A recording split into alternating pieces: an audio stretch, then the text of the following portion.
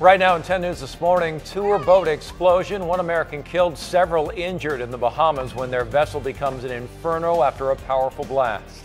A body found, the discovery made after a riverbed fire in Santee. What neighbors say they heard from that same area not long ago. And we are tracking the traffic. We're live as San Diego is the #1 California destination for the 4th of July holiday. 10 News this morning starts right now. Live from the Scripps Studios, this is 10 News. Who wouldn't want to be in beautiful San Diego for the 4th of July holiday? Today is Sunday, July 1st. I'm Mary McKenzie. And I'm Jim Patton. So glad to have you here this morning. And let's head over to Melissa Messia with a check on our weather. How are we looking? Well, it's cloudy to start, but it is going to be a beautiful start to the month here. Still seeing those overcast skies, at least in our downtown area on this early Sunday morning. Good morning to you. Right now, temperature 64 degrees. Those winds coming out of the north at 6 miles per hour. I've been keeping a close eye on our visibility map. Ramona has been the problem area. Right now, it's at about 2 miles, so a little bit of patchy fog there. Should clear up, though, as the morning continues. We are looking for that sunshine. Right now, it is up in the mountains, blue skies in Julian, and they are already ready for the 4th of July with the American flags there lining the streets. Along the coast today, for your day planner, we are going to be in the lower 70s for your high. Again, gradual clearing this morning. In our inland valley, still slightly below average. Our high today in the upper 70s, and then by 72 degrees 5 p.m. this evening. Mary? All right, Mel, thank you. New this morning. Bring the boat! Hey, bring the boat! Chaos in the Bahamas. A small tour boat explodes in the water, killing a woman on board, hurting 9 other people. The boat was carrying 12 people in all, 10 of them Americans. Authorities are now confirming the woman who died was one of those Americans. You can see 3 people jumping from the boat to help pull one of those folks off of that boat that was on fire. Other people crying, some people shouting to move their own boat out of the way in case of another explosion. And we also have a picture of what ultimately was left of the boat after the fire was put out. The cause of the explosion, though, is still under investigation this morning. Mel? And Mary, a scary and bizarre story here. Police say a Lyft driver stabbed a passenger. Now, this happened in Linda Vista around 1:15 this morning on Camino del Oeste. To give you some perspective, you can see it's not too far from USD. Now, police identified the driver as 33-year-old Ali Kandirli. They say he got in an argument because the passengers could not give a location on where to be dropped off. So the driver stopped his car, told them to get out. According to police, that argument continued and the driver stabbed one of the passengers in the chest. That victim went to the hospital. That person, police say, will be okay. Kandirli was arrested. I did check the jail log. He is facing assault with a deadly weapon. Jim? All right, Mel, thank you so much. President Trump spending the weekend at his golf course in New Jersey, but he tweeted that he will not back down from the border battle. President accusing Democrats of being anti-law enforcement. He defended ICE, saying Democrats are making a strong push to abolish it. You get rid of ICE, you're going to have a country that you're going to be afraid to walk out of your house.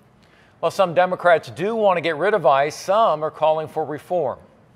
We need to rebuild our immigration system from top to bottom, starting by replacing ICE with something that reflects our morality.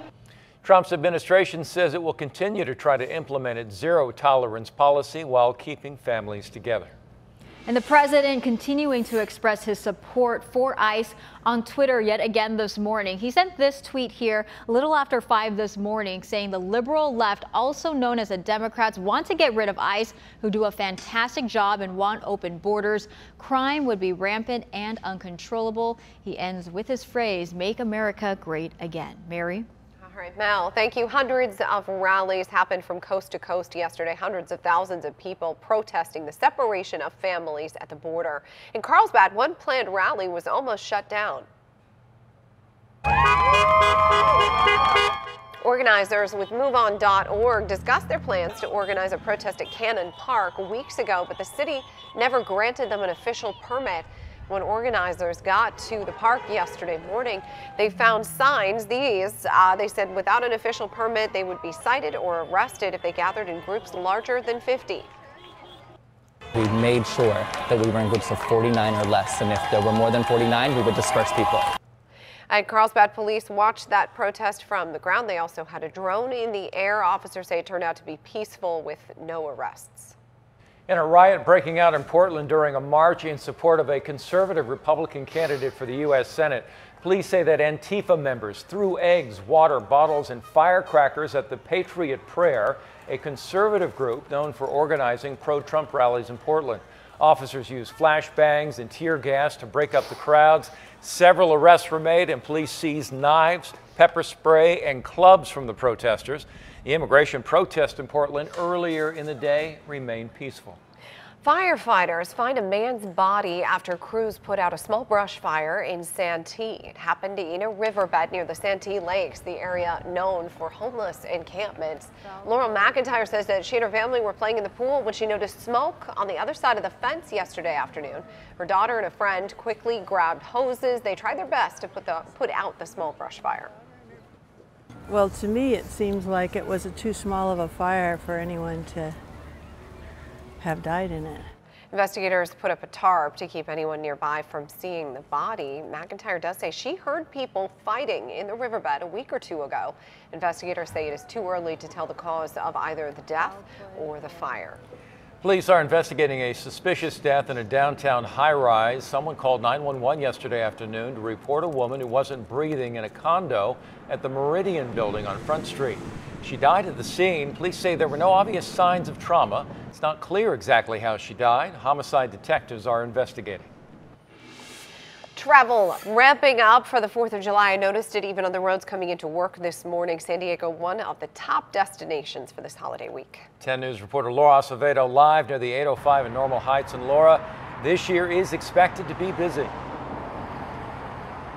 Yes, good morning. AAA says this 4th of July holiday is going to be the busiest 4th of July on record. Take a look behind me. We are overlooking the 805. It looks good right now, but it won't look this way in a couple of days and maybe in a couple of hours if you have the whole week off and are heading out. Now, gas prices are at the highest they've been since 2015, but that's not keeping drivers off the road in Southern California. 3.4 million people are taking a trip this year. If you're one of those people, listen up. Travel is Thursday, July 3rd between 3:30 and 5:30 in the afternoon. The most popular destination in Southern California, of course, San Diego. So even if you're staying at home this holiday, you can expect that the roads and the freeways will be pretty crowded because we have a lot of people coming here to San Diego. And of course, don't forget that if you are going to be traveling, do not drink and drive. The AAA is reminding everybody of their Tipsy Toe program that is running from 6 p.m. on 4th of July until 6 a.m. on Thursday morning. Reporting live in Normal Heights, Laura Acevedo, 10 News. Thank you. Happening tomorrow, the San Diego Union High School District is hosting 2 forums as they start the search for a new superintendent. Eric Dill worked for the district for 17 years but left after serving 2 years as its superintendent. District officials want to hear from parents about what they're looking for in a new super. The 2 forums will begin tomorrow evening at 6. One is at San Diego High School Academy, the other at Canyon Crest Academy.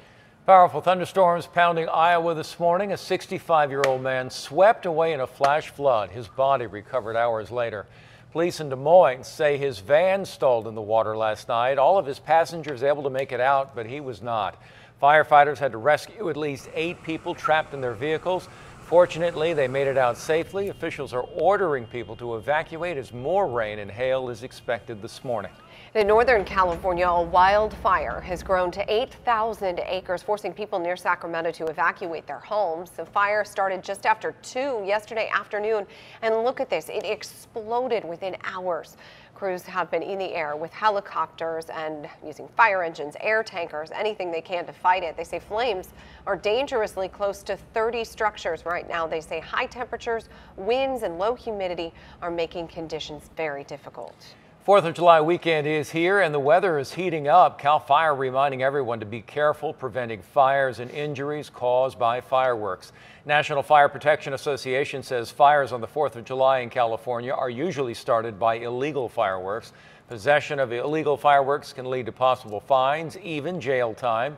If you want to watch legal fireworks this 4th of July, we have a map of all the major events around town under the Exploring San Diego section of 10news.com. Happening today, the joy and the power of sports will be on display as the Special Olympics USA Games kick off. Two standout runners are paving the way for others to follow in their footsteps. ABC's Adrian Bankert is here with their inspiring story.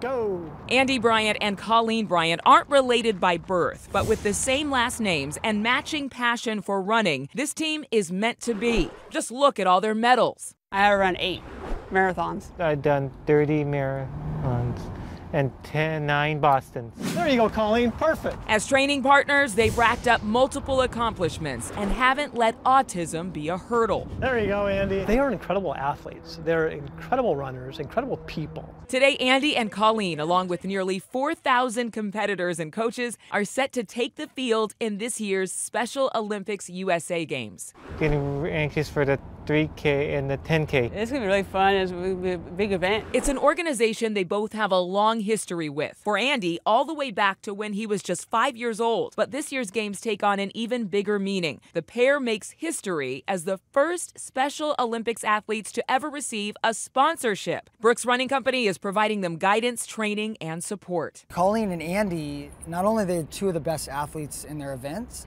but they come with a run happy and a glasses half full spirit. Their lifelong commitment on the track paves the way for them to overcome challenges every day. With his disability, that's one of the most difficult things, is being able to socially connect with people.